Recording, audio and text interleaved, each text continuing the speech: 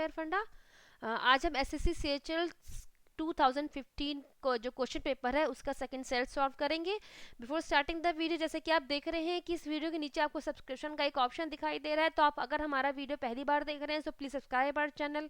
आप इस वीडियो को लाइक कर सकते हैं, इस वीडियो पे अपना कमेंट दे सकते हैं, साथ में इस वीडियो को आप शेयर भी कर सकते हैं। So let us start with the first question. Origin of Life by Natural Selection is a book written by. ये जो बुक है the origin of life by natural selection, ये बुक लिखी थी, किसने लिखी थी? That book is written by sir Charles Darwin. So answer of this question is A. SSC CGL और एसएससी सीएचएल में इस तरह के क्वेश्चन काफी बार पूछे जाते हैं, जिसमें कोई एक बुक दी होती है और उसका ऑथर हमसे पूछा जाता है। सो जैसे कि हमने फर्स्ट स्लाइड में जो फर्स्ट क्वेश्चन पेपर था उसमें भी हमने देखा था कि जो सर हॉकिन ने जो बुक लिखी थी उसके बारे में पूछा गया था। यहाँ इसका जो सेकंड सेट है, यहाँ पे आप देखें कि एक क्वेश्चन बुक से रिगार्डिंग इंक्लूड है। The origin of life, that book is written by sir Charles Darwin. Venturi meter is used to measure, यहाँ हमसे पूछा जा रहा है कि वेंटूरी मीटर क्या मापने के लिए इस्तेमाल किया जाता है। सो वेंटूरी मीटर इज अ डिवाइस जो कि किसी पाइप के अंदर जो वाटर का या किसी लिक्विड का जो फ्लो होता है वो किस तरीके से, किस रेट से फ्लो कर रहा है, उसको मेजर करने के लिए इस्तेमाल किया जाता है। So answer of this question is A, rate of flow of liquid. That is the answer. Unit of resistance is, इस नेक्स्ट क्वेश्चन हमसे पूछा जा रहा है कि रेजिस्टेंस की यूनिट क्या है। This question is comes from the physics and from the current part. इसमें हमने अभी V is equal to I R, ये है फॉर्मूला ओम्स लॉ का, जिसको हम आने वाले फिजिक्स के वीडियोस में डिस्कस करेंगे। यहाँ हम सिर्फ इसका फॉर्मूला देखते हैं, that V is equal to I R, जिसमें V है voltage and I is the current और जो R है ये है रेजिस्टेंस। इसी की हमसे यूनिट पूछी जा रही है कि ये किस यूनिट में मेजर किया जाता है। सो रेजिस्टेंस की जो एसआई यूनिट है वो है ओम और इसका साइन है ये। वोल्टेज की एसआई यूनिट है वोल्ट और करंट की एसआई यूनिट है एम्पेयर। सो यहां पर हमें ओम नहीं दिया हुआ है, या दैट मीन्स कि हमें फॉर्मूले के बेस पर इसकी यूनिट को निकालना पड़ेगा। सो आर का फॉर्मूला यहां से क्या बनता है? V upon I is equal to R. V की वोल्टेज की यूनिट है volt, divided by I current की यूनिट है एम्पेयर। सो यहां से इसकी रेजिस्टेंस की यूनिट क्या आती है? वोल्ट अपॉन एम्पेयर और ohm. So answer of this question is A. Which of the following pair of physical quantity have same dimension? इस क्वेश्चन हमसे पूछा जा रहा है कि इसमें से किस पेयर की, जो फिजिकल क्वांटिटी के पेयर यहाँ पे कुछ दिए हुए हैं, किसकी यूनिट सेम है। सो वर्क की यूनिट जैसे कि आप जानते हैं वो है जूल, और जो एनर्जी की यूनिट है वो भी है जूल। फोर्स की जो यूनिट है एसआई यूनिट वो है न्यूटन। पावर की एसआई यूनिट है वॉट। वर्क की एसआई यूनिट है जूल, पावर की एसआई यूनिट है वॉट। मोमेंटम की एसआई यूनिट है which is calculated by mv, तो m की हो गई किलोग्राम और इसकी हो गई मीटर पर सेकेंड। सो ये हो जाएगा मीटर सेकेंड इनवर्स। पावर की हो जाएगी वॉट।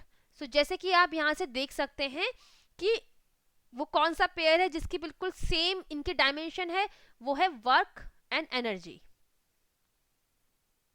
की जो डायमेंशंस हैं वो सेम है।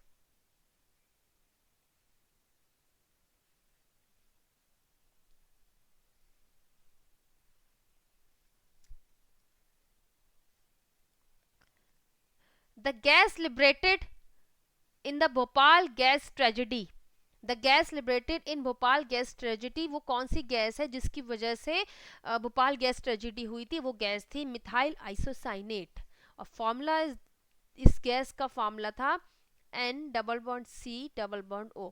सो methyl isocyanate is the gas which is liberated and causes accident in Bhopal gas tragedy. So answer of this question is C.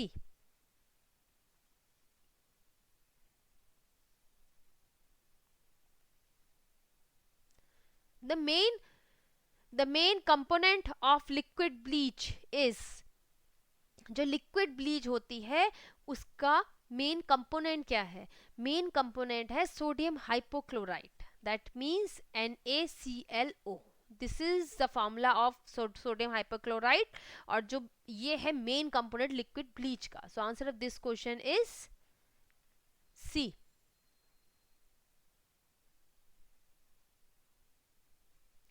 Child saltpetre is the common name of. Child saltpetre किसका common name है? Child saltpetre common name है sodium nitrate का, NaNO3. This is the formula of sodium nitrate. So answer of this question is C. BOD stands for. BOD की full form हमसे पूछी जा रही है कि BOD की फुल फॉर्म क्या है. BOD की फुल फॉर्म है B is for the biochemical, O for oxygen and D for demand. So ये बन जाता है biochemical oxygen demand. That means A is the answer. अब एक्चुअल में biochemical oxygen demand क्या होती है?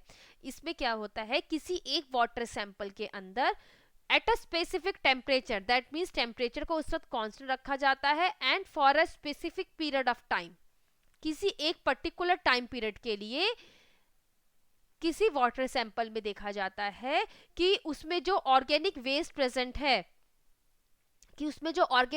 प्रेजेंट है उसको डिकम्पोज करने की, वहां पे जो माइक्रोब्स प्रेजेंट है उनको डिकम्पोज करने के लिए कितनी ऑक्सीजन की जरूरत है. So this is the biochemical oxygen demand. That means water sample के अंदर जो ऑर्गेनिक मटेरियल है उसको डिकम्पोज करने के लिए माइक्रोब्स को कितनी ऑक्सीजन की जरूरत है. So this is called the biochemical oxygen demand, और इसकी शॉर्ट फॉर्म है BOD. So answer of this question is A. The strongest oxidizing agent among the following is. यहाँ हमसे पूछा जा रहा है कि सबसे ज्यादा स्ट्रॉन्ग ऑक्सीडाइजिंग एजेंट क्या, कौन सा है इनमें से.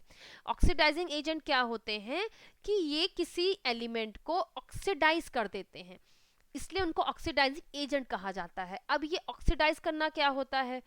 ऑक्सीडेशन या ऑक्सीडाइज करना होता है कि ये किसी एलिमेंट में से इलेक्ट्रॉन को रिमूव कर देते हैं. That means they can take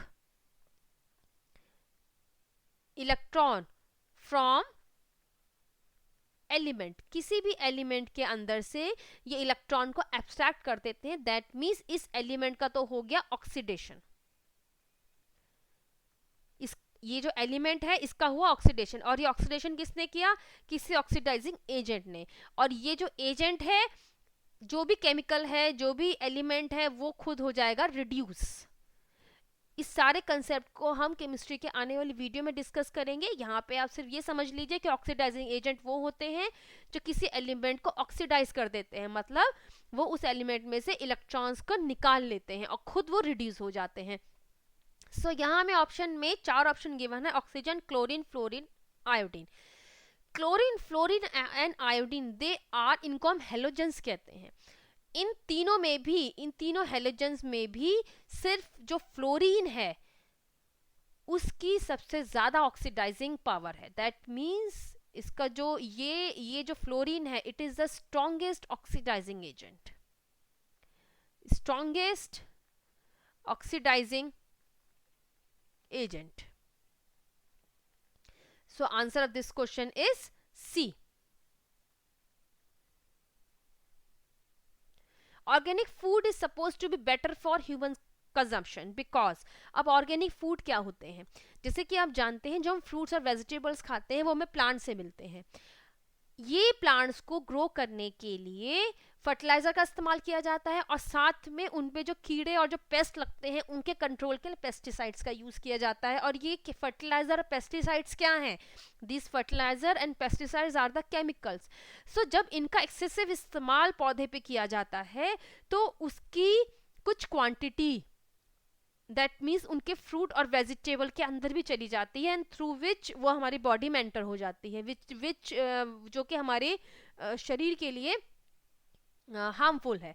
so therefore कुछ इस तरीके के प्लांट्स, कुछ इस तरीके का फूड मटेरियल बनाया गया, दैट मीन्स प्लांट उगाए गए जिसके अंदर केमिकल्स और सिंथेटिक पेस्टिसाइड्स और फर्टिलाइजर का इस्तेमाल कम से कम किया जाए. सो उनको नाम दिया गया organic food. So answer of this question is organic food is suppose to be better for human consumption because it is grown without the use of synthetic pesticide. Synthetic pesticide that means chemical pesticides का इस्तेमाल minimum किया जाता है. So answer of this question is B. Araneology is the study of. Araneology is a branch of science. और हमसे पूछा जा रहा है कि इस साइंस में किसकी स्टडी इंक्लूड है. इस जो ये एरिनोलॉजी है is the study of spiders. और ये एक इंपॉर्टेंट क्वेश्चन है क्योंकि यही क्वेश्चन एसएससी सीजीएल में प्रीवियस ईयर में भी पूछा गया है. So araneology is the study of spiders. Ozone layer protect us from. Ozone layer जो हमारे अर्थ के एटमॉस्फेयर के ऊपर लेयर है, it protect us from the harmful UV rays. ये यूवी रेज कहाँ से आ रही है? ये यूवी रेज आ रही है सन से. और अगर ये ओजोन लेयर ना हो तो ये डायरेक्ट हम तक पहुंचेंगी. UV rays can cause the skin disease. और अगर इसका ज़्यादा एक्सपोजर ह्यूमन स्किन पर हो जाए तो it may cause cancer also. So ये जो ओजोन लेयर क्या करती है, ये ओजोन लेयर अल्ट्रावायलेट रेज को रोक लेती है. So answer of this question is D. Commercially valued कॉक इज ऑब्टेन फ्रॉम. जो कॉक है, जैसे कि आपने बॉटल्स के ऊपर भी कॉक देखा होगा, द कमर्शियल वैल्यूड कॉक इज ऑब्टेन फ्रॉम. ये किस प्लांट से हमें मिलता है? ये हमें मिलता है क्वेकस सुबेर. सो answer of this question is D. यहाँ पे क्वेकस स्पीशीज दी हुई है लेकिन इसकी जो पूरा नाम है वो है क्वेरकस सुबेर. इसके बाग से हमें कॉक मिलता है. एंड दैट कॉक, इसका जो प्रॉपर्टी होती है, दैट मीन्स इसकी जो इलास्टिसिटी होती है और साथ में जो उसका मटेरियल होता है, वो जो मटेरियल उसका कौन सा कंपाउंड होता है, वो होता है सुबेरीन. दिस मटेरियल या this compound, that compound is जो कि कॉक के अंदर प्रेजेंट होता है, ये इसको स्पेशल प्रॉपर्टी प्रदान करता है. That means it gives us the elasticity and also जिसकी वजह से कॉक इतनी जल्दी गीला नहीं होता है. तो ये जो प्रॉपर्टी होती है ये because of this suberin material की वजह से होती है. और कॉक किस पौधे से मिलता है? कॉक हमें मिलता है क्वेरकस सुबेर से. So answer of this question is D. Gas engine was invented by Daimler. So this is the answer. That means B. Gas engine was invented by Sir Daimler. Scurvy is caused by. Next question हमसे पूछा जा रहा है कि जो scurvy disease है वो किस विटामिन की कमी से होती है? स्कर्वी डिजीज होती है विटामिन सी की कमी से. So answer of this question is C. Arboriculture is the study of. Question में हमसे पूछा जा रहा है कि जो एबोरिकल्चर है, this is a branch of science, this is also a branch of science. इसके अंदर किसकी स्टडी इंक्लूड होती है? इसके अंदर स्टडी इंक्लूड होती है cultivation of trees and vegetables और शब. किस तरीके से ट्रीज और वेजिटेबल्स को उगाया जाए, किस तरीके से उनका सिलेक्शन किया जाए, उनके अंदर किस तरीके से पेस्ट कंट्रोल किया जाए. ऑल दिस जो उनके सारे उनकी स्टडी होती है वो इस फील्ड में इंक्लूड होती है. उसको कहते हैं arboriculture. So answer of this question is A. A cycle tyre burst suddenly, this represent. ये जो क्वेश्चन है ये क्वेश्चन थर्मोडायनेमिक्स में से आया है. एंड उससे पहले हम इसके सारे ऑप्शंस देखते हैं. ये जो चारों ऑप्शन देख रहे हैं आप, isobaric, isochoric, isothermal, adiabatic process, ये चारों प्रोसेस थर्मोडायनेमिक प्रोसेस हैं. इन प्रोसेसेस में स्पेशल इनकी कंडीशंस हैं. दैट मींस आइसोबारिक का मतलब होता है जिस केस में इनिशियली और आफ्टर जो प्रेशर है वो सेम रहता है. आइसोबारिक का मतलब होता है having the same pressure. Same pressure में कोई बदलाव नहीं आया है विद द सिस्टम. आइसोकोरिक का मतलब होता है means having the same volume, system के साथ एक्सचेंज होने पर before and after volume same है. इसको कहते हैं आइसोकोरिक प्रोसेस. आइसोथर्मल, आइसो का मतलब होता है सेम, थर्मल का मतलब होता है टेम्परेचर। इसका मतलब है आइसोथर्मल प्रोसेस वो होते हैं जिसमें टेम्परेचर में कोई बदलाव नहीं आया है, इनिशियल जो टेम्परेचर था वही टेम्परेचर बाद में है, इनको कहते हैं आइसोथर्मल प्रोसेस। एडियाबैटिक प्रोसेस क्या होते हैं? एडियाबैटिक प्रोसेस होते हैं where there is no exchange of heat, no exchange of heat और material with the surrounding. That means कोई भी हीट का एक्सचेंज नहीं होता और मटेरियल का एक्सचेंज नहीं होता with the surrounding in this process. So जब एक साइकिल टायर बस्ट होता है, एकदम से फट जाता है, तो उस केस में एकदम से, दैट मीन्स शुरुआत में इनिशियली हीट का एक्सचेंज और मटेरियल का एक्सचेंज नहीं होता, प्रेशर भी चेंज होता है, वॉल्यूम भी चेंज होता है, टेम्परेचर भी चेंज होता है, लेकिन हीट का कोई एक्सचेंज नहीं होता। So this cycle tyre burst जो अचानक से होता है, ये फिनोमेनन बिलोंग करता है एडियाबैटिक प्रोसेस में। So answer of this question is D. With this we ends our session. अगर आपको वीडियो पसंद आया तो आप उसको लाइक कर सकते हैं, आप इस वीडियो को शेयर भी कर सकते हैं और साथ में हमारे चैनल को सब्सक्राइब भी कर सकते हैं। This is our current affair page, this is our Twitter handle link. इसके अलावा एसएससी सीएचएसएल का 2015 का फर्स्ट क्वेश्चन पेपर भी अब तक सॉल्व किया जा चुका है। अगर आपने वो नहीं देखा है so please do watch this video also. इसके अलावा भी फिजिक्स, केमिस्ट्री और बायो में काफ़ी टॉपिक कवर किए जा चुके हैं। With this note, we end our session. Thanks for listening me. Have a nice day.